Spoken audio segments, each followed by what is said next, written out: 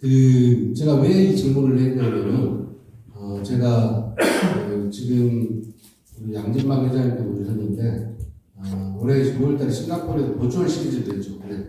e스포츠 버추얼 시리즈인데, 거기에 이제 뭐, VR이나 AR, 또 이제 뭐, MIT 이야기를 많이 하는데, 그 종목에 따라 좀 차이가 납니다. 그래서 그 종목에 따라서 어떤 기술들이 적용이 되는가. 그래서 고영모 교수께서 말씀하셨지만은, 그 받아들이는 인지와 태도들이 좀 다르기 때문에 스포츠 쪽에서는 어떻게 이 종목들을 적용해서 붙일 것인가에 대한 부분들 많은 고민들을 하고 있습니다.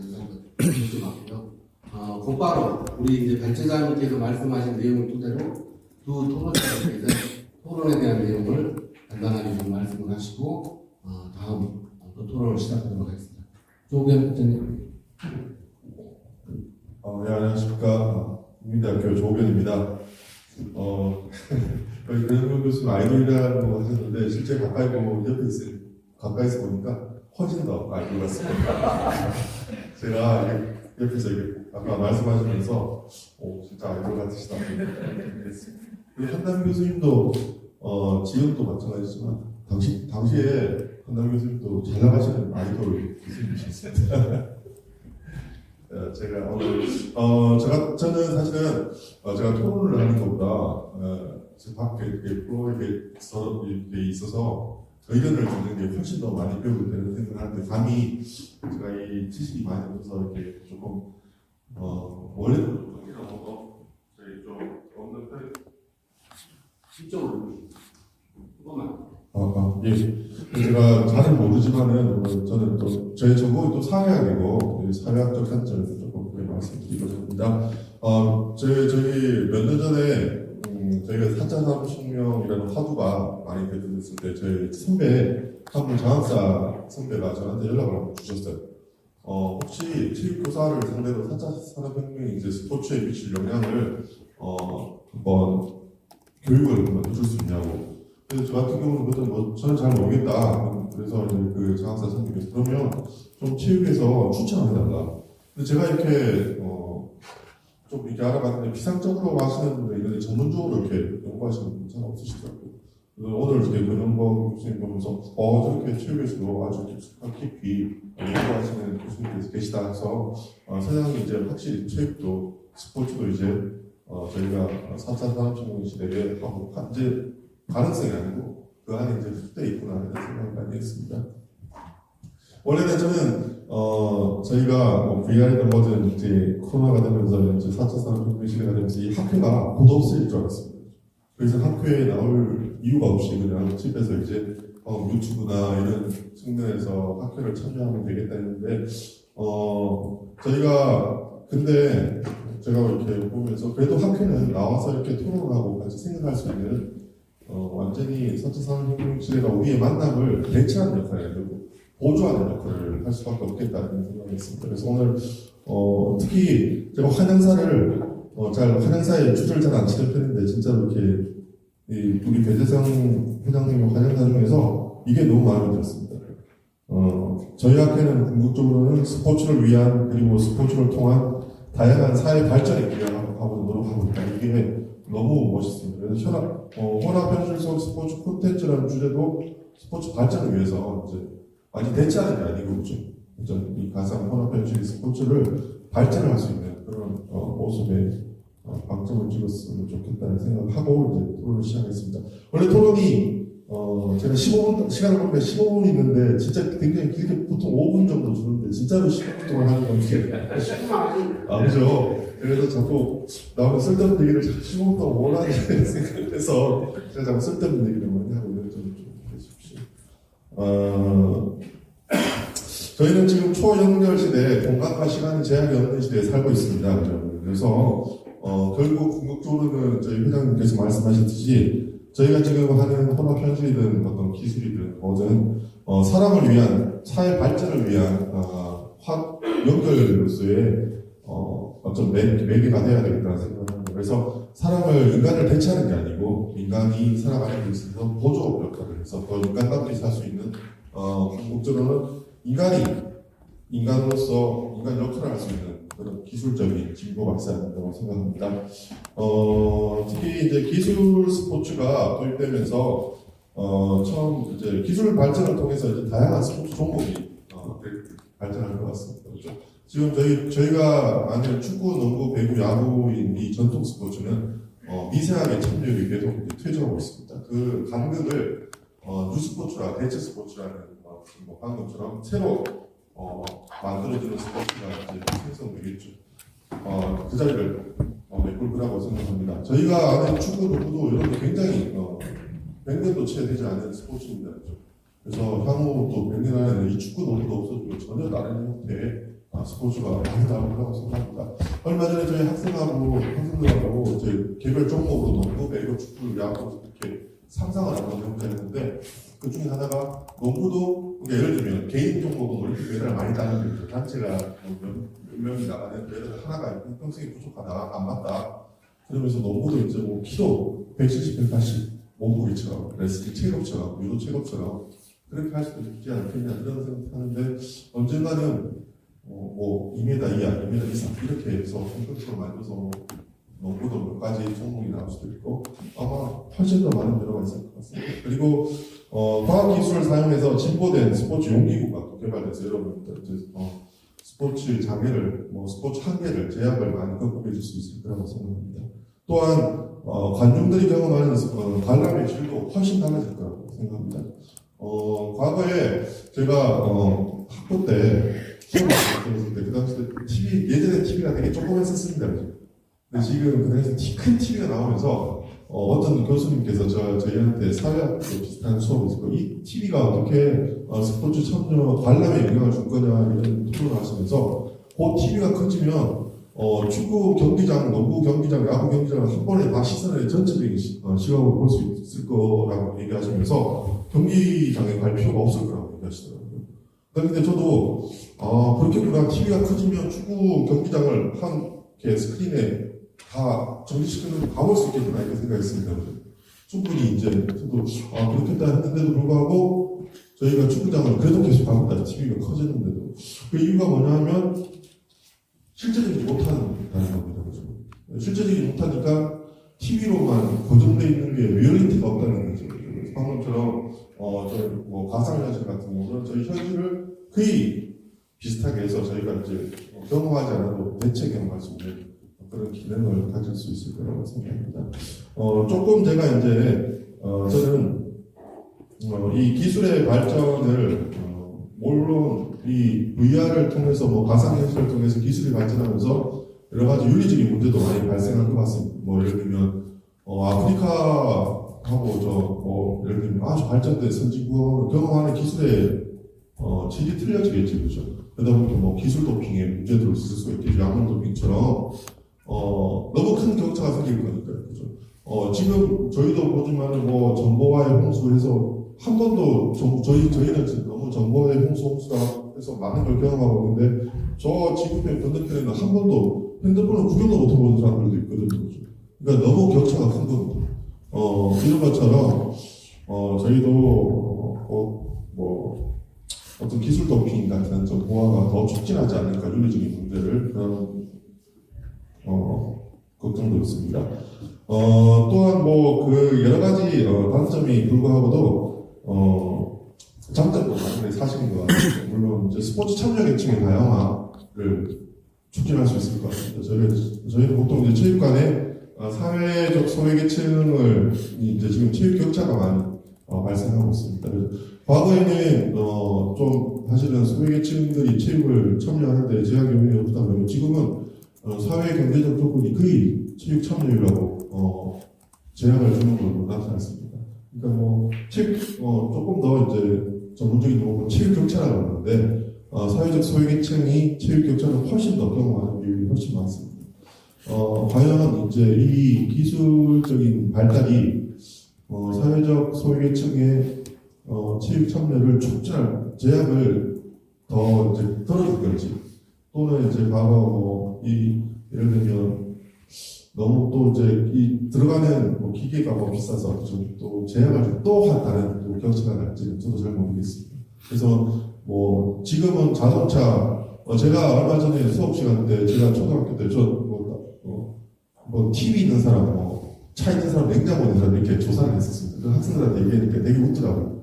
TV 그때 뭐 냉장고 있는 사람이 없는 사람이 어디 있는데 근데 저희가 아직 조금 기억이 나는데 조사를 했었습니다. 나중에 되면 이제 아마 집에 뭐 AI 트레이닝이나 뭐 AI 뭐 기계가 몇 대 있냐고 아마 빈부격차가 정해지지 않을까. 그리고 또 여러 가지 퇴조 스포츠도 이 기술적 영향을 받아서 퇴조하고 성장하는 분야가 또 극명할 것 같습니다. 그리고 또는 스포츠를 많은 사람들이 스포츠를 참여를 활성화한다고 하지만 분명히 이제 익숙해지는 대책이 있을 수 있는 그런 윤리적인 문제가 생길 것 같습니다. 근데 방금 하나는 또 저희 교수님께서 말씀하시는 이 단어 하나가 조금 이제 아주 큰 역할을 하지 않을까 합니다. 다른 사람과 함께 있다는 느낌, 이 소셜 프레젠스 디어리 같은 경우는 좀 아주 저희가 이제 소외되는 계층한테 조금 더 뭐 요새 이제 정신적 치료도 정부가 이제 해준다고 하니까 그런 측면에서도 기회가 되지 않을까 하는 측면도 있습니다. 그래서 또는 이제 이 기술의 발전이 통칭 저도 얼마 전에 제가 스포츠 산업 혁명 시대가 뭐냐 이렇게 면접분들 내다 보니까 조금 더 정확히 하다 보니까 키워드가 있더라고요. 인공지능과 로봇이 주도하는 사회가 될 거라고 얘기하더라고요. 그래서 인공지능 곧 로봇이 이제 저희가 이 혼합현실 속에서 어떤 모습을 가지냐에 따라서 이 스포츠의 미래는 굉장히 틀려질 것 같습니다. 또 좋아질 수도 있고 지금은 불안하겠지만 조금 한 40년 뒤면 이제는 그때 다시 만났을 때 저희는 예전에 이렇게 이런 얘기도 했었어. 근데 지금 나중에 이제 아마 여러분들 로봇이 훨씬 더 일상적으로 될 수 있을 것처럼 저희가 예전에 TV나 냉장고를 조사했었어 이런 것처럼 우리가 이 가능성에 대해서 고민했었어 이렇게 해가지고 오늘은 저는 제가 이렇게 두서 없이 쭉 얘기를 했었는데 저 같은 경우는 이제 사회학이다 보니까 스포츠가 이 기술이 우리 사회에 미칠 영향이 불자명한데 저희 회장님 아까 말씀드린 것처럼 이 사회 발전을 위해서 적극적으로 사회 발전에 기여하는 모습이 되지 않겠나. 그래서 거기에 대한 저희가 많은 고민이 필요하다고 생각해서 토론을 마치겠습니다. 예. 감사합니다. 감사합니다. 부장님. 역시 세대 차이는 좀 나는 것 같아요. 제가 이제 생각했던 것은 아마도 우리 본 교수님께서 당황할 수 있는 질문들을 많이 하실 거라고 생각했는데 많이 하셨네요. 일단은 사회학적인 관점에서 지금 제가 이제 쭉 우리 국장님 말씀하신 용어들, 스포츠 참여, 윤리적 계층, 참여 계층, 소외 계층, 체육 참여율, 이 모든 부분들이 사회학하고 연관된 이야기를 너무 많이 하셔가지고 우리 발제자님께서도 사회학에 연관된 답변을 조금 있다가 좀 준비를 하셔가지고 해주셨으면 좋겠다는 생각이 드네요. 예, 그래서 지금 우리 국장님께서 말씀하신 내용들을 보면 아마 이제 기술의 발전이 어떤 사회 계층이랄지 소외 계층 또 내지는 여러 가지 관람의 질이나 이런 부분을 변화를 줄 것이다. 구체적으로 기술적인 부분들을 이야기하시지는 않았지만 여러 가지 4차 산업혁명의 요인들이 이러한 사회적 요인들의 영향을 많이 줄 것이라는 말씀을 정리하셔서 말씀드립니다. 다음 토론자는 우리 또 아이돌 이승혜 교수님께서 제가 이렇게 보니까 이승혜 교수님의 슬로건이 퓨처 오브 스포츠인가요? 맞죠? 퓨처 오브 스포츠. 이게 이제 서주 자발리오 아마 김선홍 대표 아니면 민규영 기자가 인터뷰를 한 내용인 것 같은데 제가 쭉 봤습니다. 그래서 지금 한양대의 미래가 이승혜 교수님한테 있지 않겠느냐 학생들이 너무 좋아하더라고요. 이승혜 교수님의 토론을 들어보도록 하겠습니다. 네, 안녕하세요. 한양대학교 스포츠 매니지먼트 전공 이승희입니다. 먼저 제가 감기에 너무 심하게 걸려가지고 목소리 전달하는데 어려움이 있을 수 있어요. 실제 야구 참여나 관람에 어떤 영향을 미치는지를 하는 연구가 하나 있는데 많은 도움이 될 것 같아서 감사하다는 말씀을 드리고 싶고 저 하나 질문 드리고 싶은 게 어제 테슬라가 공개한 로봇 옵티머스 제2 영상 혹시 보신 분 계신가요?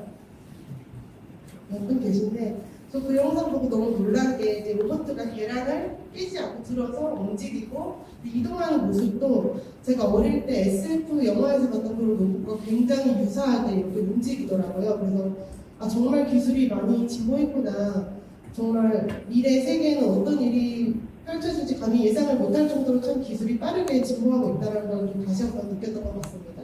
오늘 토론의 주제인 VR도 마찬가지로 우리가 사는 일상생활뿐만 아니라 스포츠 영역에도 많은 영향을 미치고 있는 것 같습니다. VR을 어떻게 개념하냐에 따라서 VR의 출발점은 조금씩 달라질 수 있을 것 같은데요. 저는 개인적으로 VR이 대중화되기 시작한 시점은 2015년도에 구글이 접어서 제작하는 카드 모드라는 VR 기기를 이제 대중에게 출시하면서 VR이라는 개념이 좀 더 보편화된 것 같은데요. 저는 이런 VR 기기가 스포츠 영역에서 어디에서 가장 활발히 사용되고 있고 또 미래에는 어느 분야에 활발히 사용되고 있을지에 대해서 조금 얘기를 드리려고 하고 오늘 말씀해 주셨던 이론들이 이런 분야에 어떻게 적용될 수 있는지도 한번 생각해 보는 기회를 다 같이 가졌으면 합니다. 제가 생각하는 그 세 분야 중에 첫 번째 분야는 스포츠 경기 중계 분야인 것 같습니다. VR을 활용해서 시청자 스포츠 경기를 중계하는 분야를 말씀드린 건데요. 이렇게 VR을 활용해서 스포츠 중계를 진행하는 크고 작은 대회들이 계속 있어 왔고 실질적으로 메이저 대회 중에서 VR을 최초로 도입한 그 리그는 NBA라고 할 수 있는데요. NBA는 2015년도에 삼성과 계약을 해서 VR 중계를 시작을 했고 2020년도에는 메타랑 계약을 해서 중계를 이어오고 있고 또 올해 초에 계약을 연장해서 NBA는 선도적으로 VR 중계를 진행해 오고 있는 것 같습니다.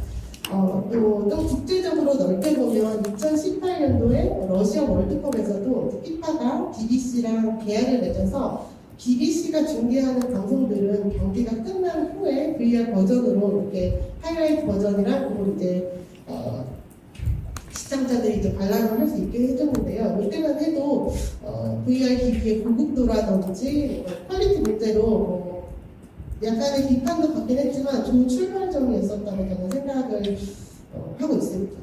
그리고 또 이 이외에도 미국 레이싱 대회 나스카 그리고 또 테니스 대회 올 아메리칸 컵 등 실제로 VR을 기반으로 한 실시한 중계들이 부분적으로 많이 시행이 돼가고 있고 국내에서도 2018년도에 프로농구를 VR로 생중계한 사례가 있어서 스포츠 경기 중계 분야에 VR이 굉장히 많이 사용되고 있고 또 앞으로도 더 많이 사용되지 않을까 그런 생각을 하고 있고요. VR이 또 스포츠 분야에 적용될 수 있는 두 번째 사례는 저는 이제 스포츠 선수들의 훈련 분야 그리고 일반인들의 스포츠 참여 분야가 될 수 있을 것 같습니다.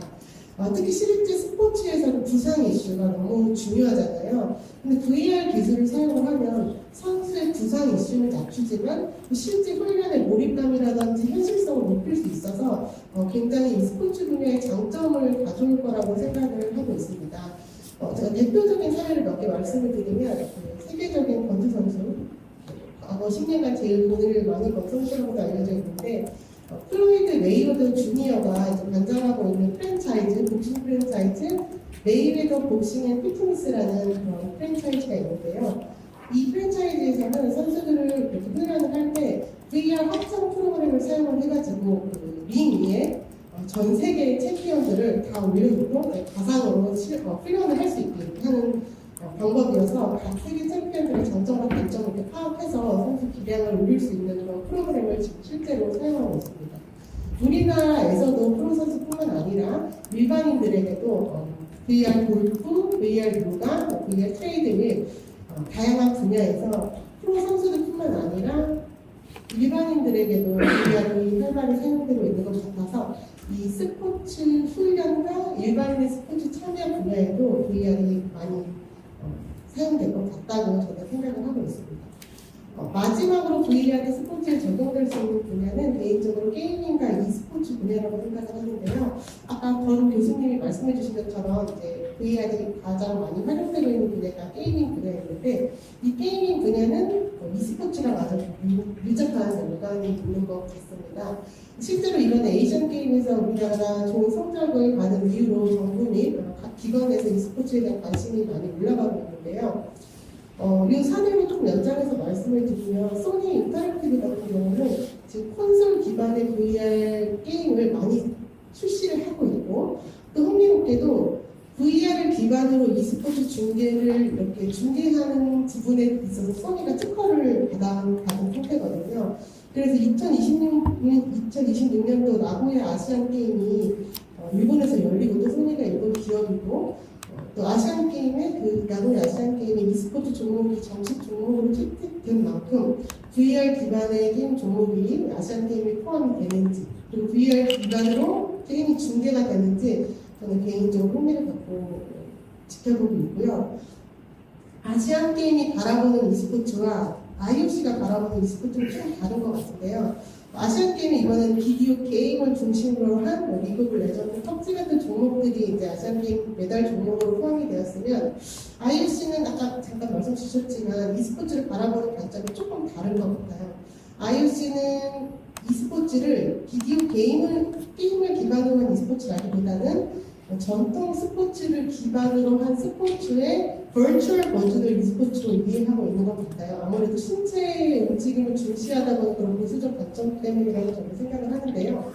말씀하셨듯이 올해 싱가포르에서 올림픽 e스포츠 시리즈가 최초로 진행이 됐고 그전에도 도쿄올림픽 전에 살짝 진행이 됐긴 했지만 이 종목에는 총 10종목이 포함이 되는데 그 중에 다수는 전통 스포츠를 가상화한 이런 버추얼 스포츠들이었던 것 같습니다. 저도 그 중에 한 종목을 봤는데 그게 태권도 종목이었어요. 근데 너무 흥미로웠던 게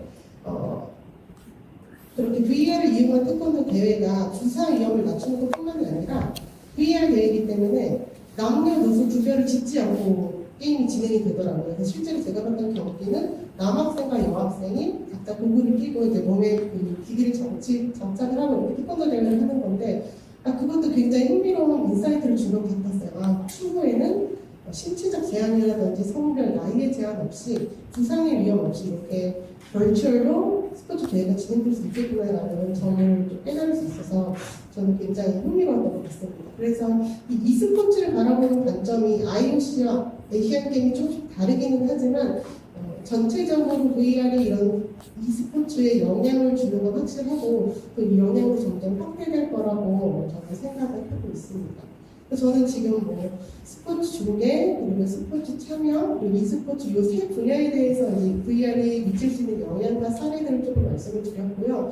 앞으로는 말씀을 하셨듯이 지금 현재 VR은 시각과 청각의 기반으로 이렇게 몰입도를 높이고 있는데요. 추후 기술이 발전함에 따라 이렇게 촉각이라든지 후각 등 다양한 감각 기관을 이용해서 실제감을 높이는 기술이 발전되면서 이 스포츠 영향뿐만 아니라 우리 일상생활에 VR을 미칠 수 있는 영향이 좀 더 커지지 않을까 저는 그렇게 생각했고 우리 여러 학생분들도 연구하실 수 있는 영역이 많이 확장되지 않을까 이렇게 생각을 해보았습니다. 감사합니다.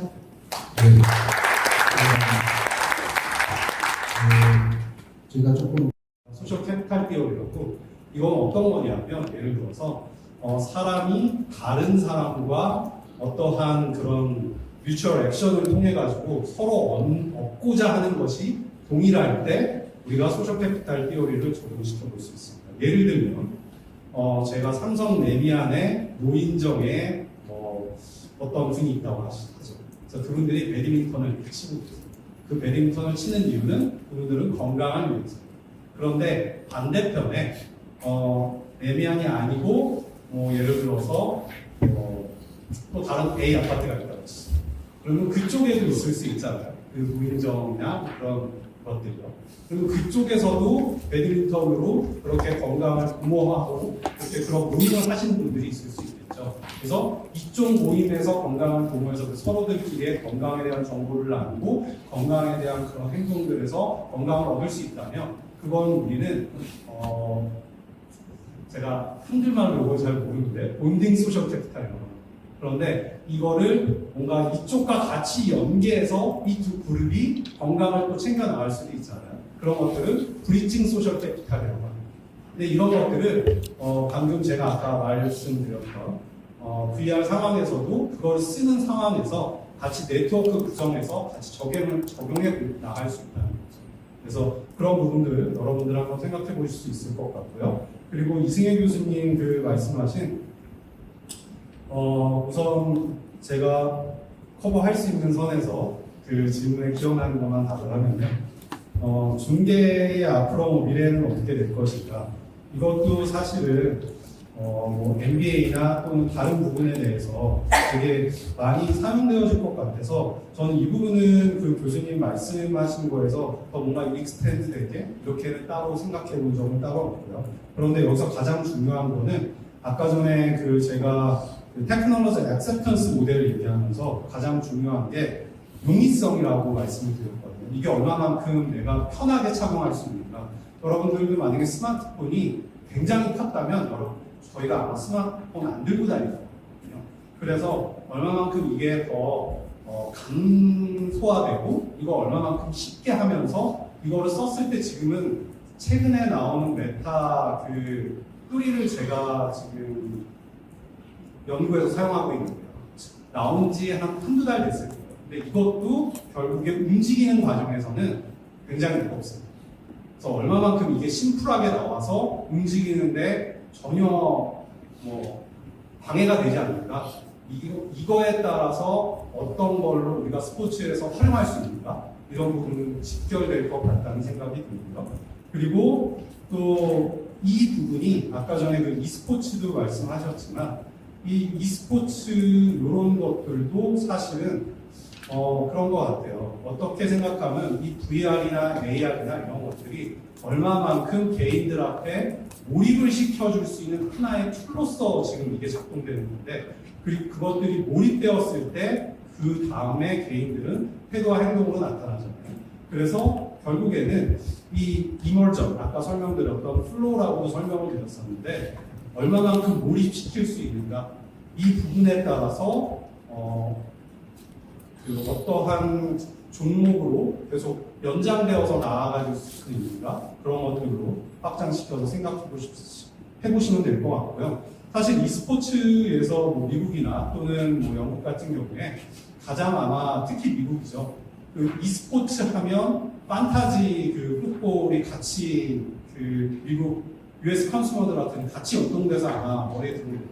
그래서 e스포츠에 들어가면 판타지 풋볼로 연결되고 그거는 또 어디로 연결되어지냐 온라인 스포츠 베팅으로 연결되죠. 근데 그 산업이 정말 굉장히 크잖아요. 최근에 그 국정감사 때 그 허구영 총재님 나와서 말씀하신 것도 제가 들어봤었는데 한국 같은 경우에도 실제로 그 국민체육진흥공단 스포츠 투표죠. 그게 공식적으로 얻어지는 그 산업 자체는 5.8조. 그리고 사행 산업으로 가는 그 산업 자체의 금액이 21조, 3.6배입니다. 그래서 이 돈을 얼마만큼 잘 우리가 좀 현명하게 이 부분을 잘 캡처하느냐가 굉장히 세수에도 있고 지방 그 분권화에도 마찬가지고요. 그 체육행정에도요. 그래서 그런 부분에서도 어떻게 생각하면은 우리가 VR이나 이런 AR 같은 것들을 어떠한 그런 매개체로 사용을 해서 그리고 결국에는 그것들이 몰입으로 이어지고 그것들이 또 나아가서는 온라인 스포츠 그러면 배팅까지 이어질 수 있는 건가? 우리나라는 물론 정부에서 이걸 컨트롤하고 있지만 여러분들 그 세계 경제의 선진국이라고 얘기하는 G7의 나라 중에서 일본 제외하고요. 어느 나라도 이거를 정부에서 그냥 다른 그 프라이빗 컴퍼니로 안 풀어주는 나라가 없거든요. 예를 들어서 캐나다 같은 경우에도 주마다 주에서 운영되어지는 온라인 스포츠 아니면 또는 오프라인 스포츠 베팅 그 회사가 있죠. 그리고 주에서 운영하는 거, 그 다음에 또 비딩이 들어가서 그 프라이빗 컴퍼니들이 그 주에 속해서 그 세수를 그나마 많이 이렇게 가지고 오는 산업이기 때문에 이런 부분도 어떻게 생각해 본다면 우리 VR이나 AR 쪽에서 한 번쯤은 생각해 볼 수 있지 않을까라는 생각을 해봤습니다. 네, 감사합니다. 네. 그 이제 뭐 플로어에서 질문을 받겠습니다. 질문하신 분을 지정을 해주시고 소속을 밝혀주시고 질문은 짧게 답변도 짧게 좀 마이크를 좀 제거 드릴까요?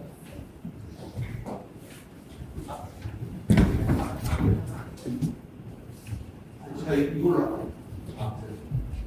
안녕하십니까. 저는 경북대학교 스포츠문화학과에서 지금 연구원으로 있는 김종호라고 합니다. 네, 저도 비슷한 연구 주제로 연구를 좀 하고 있는데요. 사실 깊게 공부하고 있습니다. 그 스포츠 증강현실이나 초현실 같은 디지털 기기들이 스포츠의 미래를 바꾸고 운동 참여의 경험을 바꿔서 여러 가지 스포츠가 그동안 해결되었던 사회 문제들을 좀 더 다른 방식으로 해결할 거라는 것에 굉장히 많이 공감을 하고 있고 관련 연구들을 좀 쭉 진행해 왔는데요. 그래서 제가 한편으로 연구를 진행하면서 좀 들었던 의문은 사실은 대부분의 연구들이 좀 긍정적인 방향으로 가고 있잖아요. 왜 이것이 좋은지, 왜 이것을 더 사용하고 더 즐거워질 수 있는지, 아까 말씀하신 것처럼 TAM 모델 같은 걸 사용하면은 이 기기를 사용해서 어떤 것이 더 좋고 무엇 때문에 더 사용하게 되는지 그런 것들이 나오는데 들었던 질문은 사실 아까 잠깐 언급하셨지만 부작용이나 진입 장벽에 대한 연구들이 좀 많이 되어 있지 않다는 생각이 좀 들었습니다. 관련된 아젠다가 아까 전에 perceived ease of use 같은 것을 통해서 사용성이 좋아야 된다, 부작용이 있다라고 말씀하셨는데 사실 TAM 모형에서 좀 작은 일부분이잖아요. 하나의 파트라고 생각을 하고 있었고 좀 관련된 중심된 아젠다가 좀 있는지 궁금했습니다. 그러니까 생리학적인 문제도 발생할 수 있고 말씀하신 것처럼 윤리적인 문제도 발생할 수 있고 다양한 기술의 적용에 따른 문제점, 부작용들이 예측될 수 있잖아요. 관련된 아젠다들이 어떻게 있는지 궁금하고 또 혹시나 있다면 관련 이론들은 어떤 게 있는지 좀 궁금합니다. 제가 앞으로 연구하는 데 좀 도움을 받고 싶어요. 권영범 교수님한테 질문하시고 세 분 교수님께 세진 교수님께요. 교수님이 먼저 말씀하시죠. 저 우리 조합장인 건데 사회학적인 문제도 이야기하시죠. 저는 그 스포츠 경영의 전공이라 스포츠 경영과 저는 헬스 매니지먼트를 전공을 했거든요. 그래서 헬스 매니지먼트 쪽에서도 저는 조금 더 지금 교수님 계시지만 사회학적인 접근에서 연구를 해오고 있어서 사실 지금 김성호 연구원님이라고 하셨죠? 김종호입니다. 아, 네. 그래서 연구원님께서 말씀하신 대로 생리학 그냥 직관적으로 저희가 생각했을 때 생리학적으로 사회학적으로 어떠한 그런 문제점들을 생각해보면 우선은 그런 부분에서 VR을 적용하고 또는 AR이 그런 면에서 어떻게 생각하면 산업이 더 큰 이유가 진입 장벽이 조금 더 낮은 것 같아요. 그리고 조금 더 쉬운 것 같아요. 그러다 보니까 TAM 모델로 봤을 때 조금 더 사용하는 사람들도 더 많고 그러다 보니까 턱이 낮으니까 그거에 대한 긍정적인 결과들도 많이 있을 수 있고 그건 반대로 얘기하면 부정적인 결과는 적겠다는 거죠. 근데 VR 같은 경우에는 지금 말씀하신 대로 뭔가 샘플분을 굉장히 네로다운해서 스페시피컬리 이렇게 딱 정해야 되는 부분이 굉장히 좀 쉽지 않았어요. 저도 진행을 하면서 처음에는 좀 시니어 그룹을 이렇게 해볼까 하면 그런 부분에서 제한점들이 또 정말 실질적으로 많더라고요. 그러다 보니까 의미 있는 샘플의 넘버를 구하는 것 자체도 굉장히 쉽지 않고요. 그리고 그거를 아까도 얘기했지만 어린 아이들로 가져갔을 때도 어린 아이들 중에서도 아까 제가 그 소셜 프레젠스 티어리 얘기하면서 그냥 제가 어린 아이들한테 이렇게 하면 내가 아니라 그 친구들이랑 조금 더 친밀도가 높은 부모님이 직접 와서 해주면 여기서 들어가는 그 아이들의 몰입도가 좀 더 좋을 수 있거든요. 그래서 그런 부분으로 생각했을 때 그것도 생리학적이나 사회학적이라고 말하기는 뭐하지만 어려운 점들을 얘기하고자 하면 제가 지금 떠올릴 수 있는 부분은 그런 부분이 떠오를 것 같습니다. 네. 우리 학장님? 우리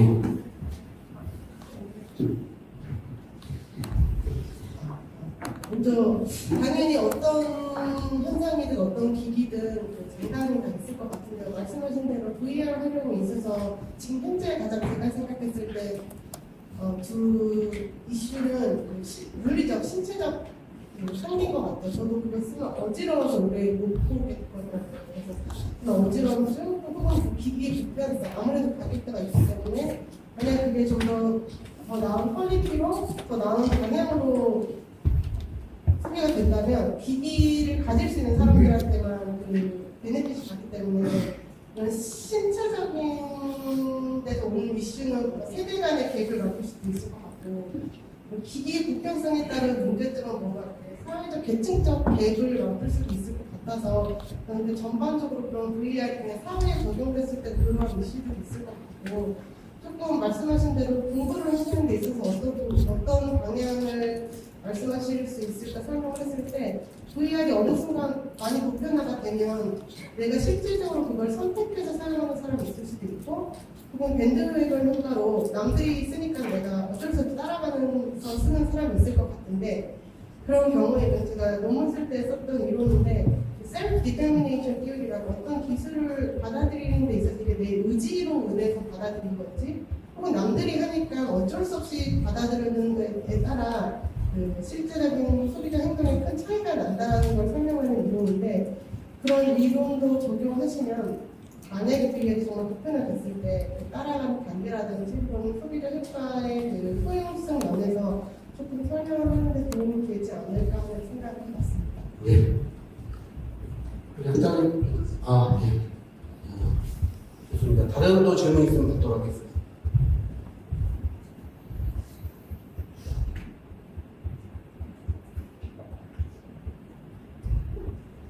심장이 두근두근 하면 안 되는데 머리가 두근두근.